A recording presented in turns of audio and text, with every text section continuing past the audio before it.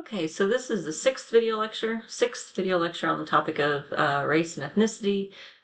This one is actually, the first slide here is really a topic that I kind of hinted at in other chapters about what it means to be anti-racist. As I probably said in the gender chapter, I considered myself a feminist, but I also consider myself to be anti-racist. We talk about anti-racism as it's a way of being, right? It's a way of looking at the world, and simply put, it's like somebody who, well, here we go. Here's our definition, right? It's a practice of calling out racist ideas. So instead of not laughing at a racist joke, you say that's a racist joke. Or if you see patterns of where a group of people are experiencing life differently because of their race, you call it out. It is not racist to talk about race, right? I think well-intentioned people consider themselves to be colorblind because they really want to see people as humans and they don't want to see them as belonging to a racial group. So to claim that you don't see race, I don't think this is makes you a bad person, but it's not really the best practice. The better practice is to acknowledge that people of color have different experiences, and to acknowledge that because racism, we think of it as a thing of the past, and it's not. It's not a thing of the past. To be anti-racist, okay, so let me sort of talk about the terms here. It's not colorblindness. It's a pattern of calling out racist ideas instead of ignoring them. It's about making space for people of color, right, to be authentic. So to be a safe person, to be a person that it's you it's obvious, it's known that you are trying to not be, that you're trying to be anti-racist. It is, let's just say, to assume that sometimes I make mistakes. Sometimes I'll say things that are racially inappropriate. And I ask my friends of color, if I ever say anything that's offensive or wrong, I want you to call me out, because I don't want to be that. I don't want to perpetuate these racist ideas. And I acknowledge that sometimes I will. And so please stop me, right? And that's how you create trust. It's a practice of being introspective, right? I think about the things that I think about ways that I might be racist, and I want to undo that. And it's acknowledging that as a white person, there are things in this world I never have to deal with. And that is what we mean. That it's not to be. Here's some books. Here's some great books. Actually, I've read most of these. The Jim Crow is a really good one, and it talks about the new Jim Crow it's really about mass incarceration. This one has some great little how-to practices as to how to talk about race. And this one, White Fragility, this is a really good one too. And it's the idea that white people really don't like to be told they're racist, and why do they not like to be told they're racist? And we feel really uncomfortable about it. But if we really want to grow, right, we have to kind of get past that. Let's see, I started reading this one. This one is, I believe it's a really good one about, and it draws attention to how black bodies get touched more than white bodies do, right? That black people are more likely to be like physically controlled by white law enforcement officers in particular.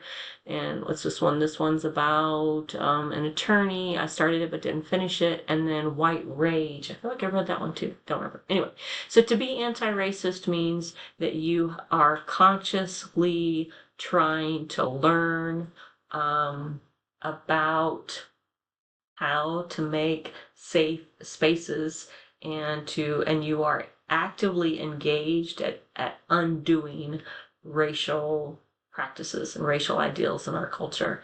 But in order to do that, you got to talk about race. Not talking about it and ignoring it is not anti-racist. It's actually a form of colorblindness. So colorblindness and a form of racism, because you as a white person have the privilege not to talk about it, but people of color, they talk about it, right? They talk about their experiences. All right, so here's a functional. Let's go on to some theory here. This one is a quiz question. I think it's also an exam question. Some of the functions of racism and prejudice, and let me tell you what they are, what it says. So, remember, functional theory says that things, structures in society and patterns in society serve a purpose. They function somehow. They do something, or they wouldn't exist. One of the functional theory, one thing that they do, that when we hold when we judge another group of people is it leads to assimilation. A good example is if we know that using a jargon, I'll use the example of my friend Antoine, right? He doesn't talk like that around his white bosses because he will be judged for that. So instead, he has learned a way of speaking, even a voice, right, where he assimilates, right? So racism and prejudice forces another group of people to take on the ways of the dominant group, and that's what we mean by assimilation. There it is, conformity of minority groups, right there. So both of those leads to assimilation. You want to be accepted, so you take on their ways and you conform. The minority group conforms to the dominant group, not the other way around.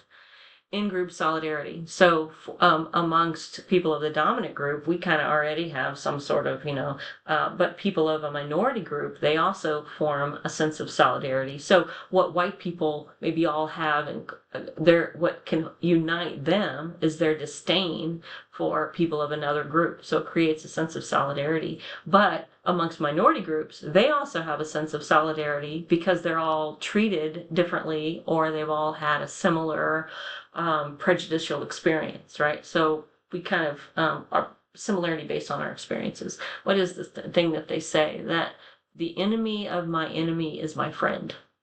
And we hold the oppressed responsible for change. So if the example that I was just using about the talk, right?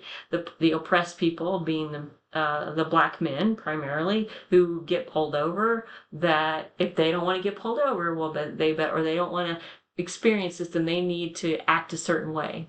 Or if the Spanish speaking person wants to get the job, then they need to learn how to speak good English. I remember a city commissioner said one time, he was talking about class, and this would have been 20 years ago or so, and the issue was wages. And what the city commissioner said is, if the workers would take the nose rings out of their nose, like I said, this was 20 years ago, and learn to speak good English, then they wouldn't be poor. That's an inappropriate thing to say, city leader to say, but it's an example of functional theory. The bias and the prejudice, he was communicating that if poor people would change their ways, then they wouldn't be poor anymore. So that's one of the functions of prejudice. Conflict theory, you'll remember, is about competition. Over power and resources. Quite frankly, what conflict theory says about prejudice and racism is that it's the powerful people, which are historically white. They make the rules. They make rules. They influence culture. They influence the educational system. They influence the media. They influence all the messaging, and all that messaging is about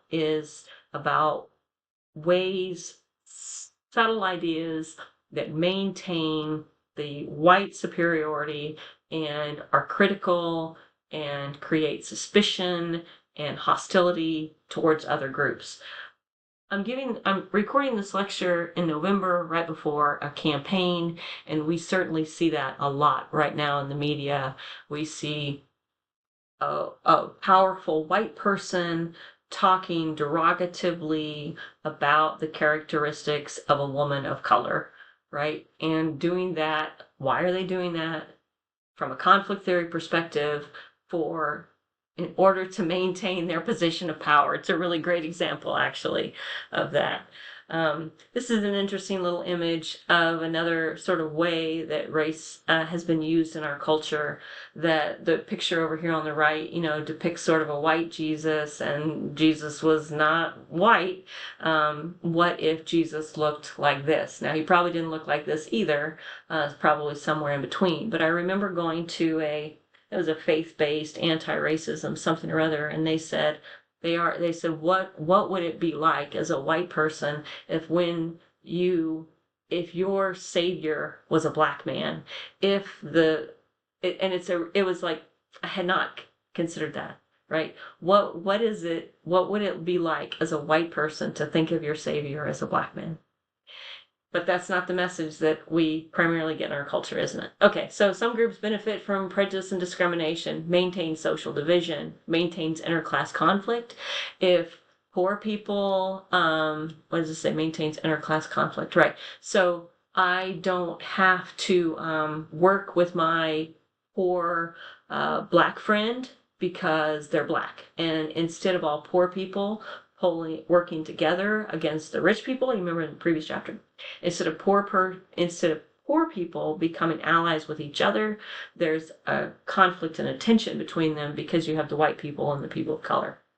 Maintains internal colonization. I'll talk about that concept in a minute. And race is conceived as a caste. I'm at the 10-minute mark. I'm going to stop here. When I come back, I want to talk a little bit about this idea.